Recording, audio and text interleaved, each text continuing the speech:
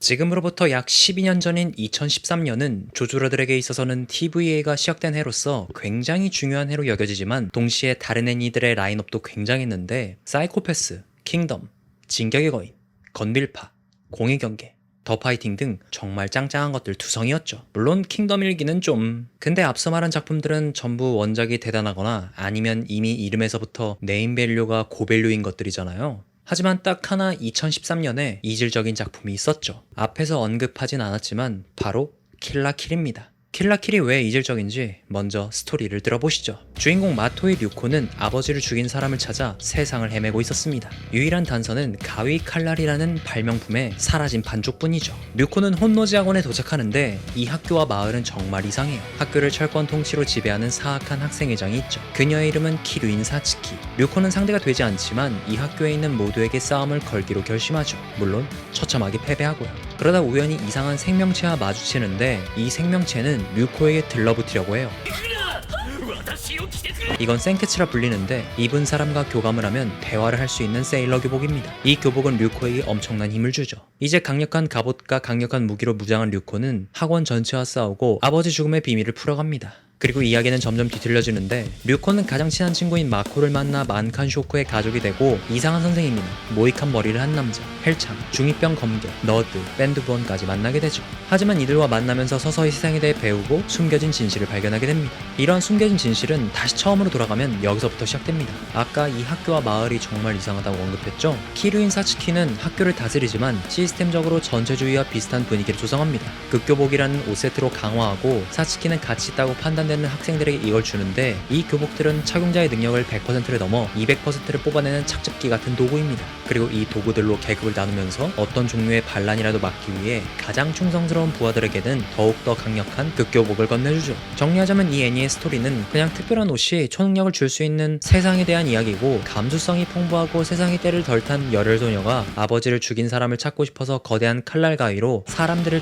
다시 말해 사람들이 옷을 입고 벗고 서로 죽이는 애니입니다. 이처럼 스토리가 직선적이고 단순해서 생각 없이 보기에 좋지만 여러 몰입을 방해하는 요소들이 가끔씩 존재하죠. 예를 들자면 진지하게 자신이 느끼는 바를 그대로 이야기하고 있을 때 마코가 들어오면서 혼자만의 쇼를 벌이면서 집중하던 흐름이 깨지는 느낌을 받기도 했습니다. 그치만 이게 무조건 이 애니에 대해 부정적인 편견을 갖게 되는 건 아니에요. 왜냐하면 분위기와는 다르지만 마코가 하는 말들은 류코의 흔들리는 도덕성을 잡아주는 역할을 하거든요. 어쩌면 마코의 이런 장면들이 너무 진중한 분위기로 흘러가지 않게끔 전체적으로 잡아주는 밸런스 패치를 하고 있던 것이 아닌가 싶기도 했죠. 킬라킬의 이야기는 빠르게 전개됩니다. 배틀물 애니, 마법소녀물의 클리셰, 그리고 우리가 흔히 보는 특정 캐릭터 유형들을 걷어찬 애니죠. 지금이야 이런 주도적인 여자 캐릭터가 흔하지만 이 당시를 생각해서 보면 꽤나 난잡하면서도 독특해 보입니다. 주인공 류코는 넓은 세상 속에서 자신의 자리를 찾고 옳고 그름에 대한 본인만의 생각을 만들어가는 세상이 자신을 전혀 좋아하지 않는 곳에서 자신의 자리를 찾으려 해요. 목소리가 크고 윗사람들의 말을 듣기를 거부하죠. 수능을 강요한 세상에서 포기를 거부하기에 주인공이자 캐릭터로서 돋보입니다. 게다가 상대방들은 류코를 보며 성별에 대해 언급하거나 말괄량이 여자아이, 지켜주고 싶은 여자로 생각하지 않아요. 대결은 언제나 재능 있는 싸움꾼들의 대결로 보여지죠. 그래서 점점 에피소드가 진행될수록 입체적인 캐릭터로 성장하여 차분하면서도 공격적인 인물로 깊이감이 더해집니다. 이런 깊이감은 류코로 한정시키기보다 반대편에 있는 적대자 키류인 사츠키도 똑같이 만들어내죠. 처음에는 나르시즘이 가득하고 오만한 존재의 약점을 용납하지 않으며 자연스러운 감정을 무시하고 비판적인 사고를 가지고 있습니다. 심지어 가장 충성스러운 사찰형들에게도 말이죠. 하지만 어떤 대가를 치르더라도 자신의 목표를 완수하는 데 빠꾸 없습니다. 계획이 아무리 요상할지라도 측근들은 그녀를 믿으며 충성심을 유지하죠. 이들은 학교와 옷을 통해 사람들을 억압하는 잔혹한 시스템을 만들었습니다. 사실 사츠키는 좋은 사람이 아니에요. 하지만 우리는 서서히 사츠키가 악인이 아니라는 것을 깨닫게 됩니다. 이 부분에서야말로 사츠키가 가진 가치관이 회색지대에 놓여져 있다는 걸 알게 되죠. 그리고 우리는 사츠키보다 더한 흑막인 키류인 라교가 이 세계의 모든 인류를 생명섬유에게 먹이로 줄 계획을 세우는 걸 직관하게 됩니다. 라교가 이 계획을 시작하려고 할 때 사츠키는 통수를 날리게 되죠. 여기서부터 우린 피카레스크적으로 여태까지 사츠키가 인류를 위해 그리고 죽은 아버지를 위해 악당으로서 산 것을 알아차리게 됩니다. 보통 사람들이라면 류코에게 도움을 요청하면 좋지 않았겠냐고 생각했겠지만 그걸 말하면 킬라킬은 무미건조한 애니가 되었을 겁니다. 왜냐하면 각자 같은 목적에 헌신하는 두 소녀의 이야기를 좀 더 과장되게 다르게 만들고 싶었기 때문이죠. 이 애니를 보다 보면 즐길 거리들이 많습니다. 특히 옷이 처음부터 끝까지 스토리에 관여하고 있기 때문인데, 생명섬유로 짜인 특수 의복들은 학교 내에서 능력과 계급을 인위적으로 부여하고 조절합니다. 이를 통해 자신만의 동아리를 만들어서 고유의 군대를 가질 수 있게 되죠. 그래서 이 세계에서 교복이 가지고 있는 가치는 협동보단 개인의 능력을 굉장히 중요시 여겨 자기 결정권을 박탈하는 수단으로서 착용자의 존재 가치를 결정짓죠. 그렇게 학교를 지배할 때 불만과 반항할 의지를 애초에 제거할 수 있고 갈등을 최소화시키고 체제를 안정화시킬 수 있었습니다. 이처럼 생명섬유가 인류를 비약적으로 강하게 만들었으나 한편으론 이들을 노예화하는 이중상을 함의하고 있었죠. 그리고 이런 노예화는 작중에서 사람이 옷을 벗었을 때 일어나는 각기 다른 감정들로 표현됩니다.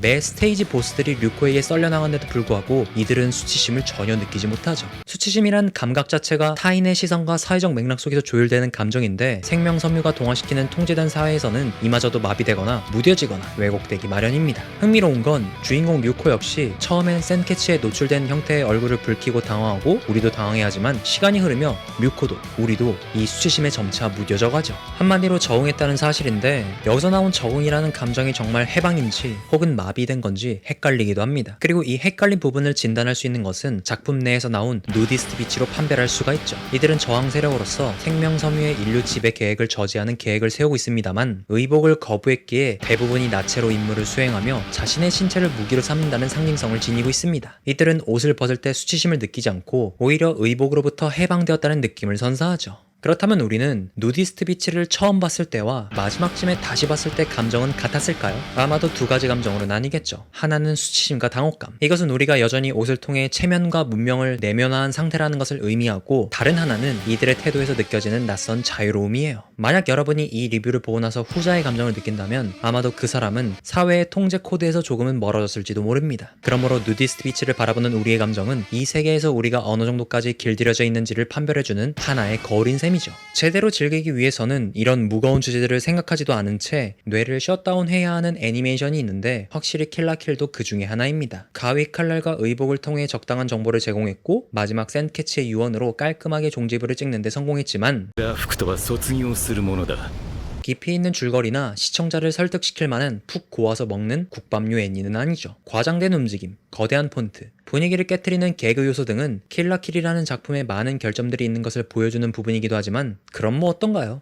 동일성, 안정성, 그리고 편안함은 언뜻 보면 우리가 바라보는 삶의 조건처럼 보이지만, 실패가 없고 균일로 만들어진 정제된 길, 보호라는 명분들은 자기만의 엉성함이나 실수를 허용할 줄 모르는 인간들인 너무 완벽해서 숨조차 쉴 수 없는 그런 무균의 세계. 이러한 무균의 세계는 킬라킬에서 생명섬유에 지배된 세계나 다름없습니다. 결론적으로 오히려 킬라킬에 과장되고 결점 있는 것들이야말로 생명섬유를 벗어던진 지극히 인간의 삶이라는 것이죠.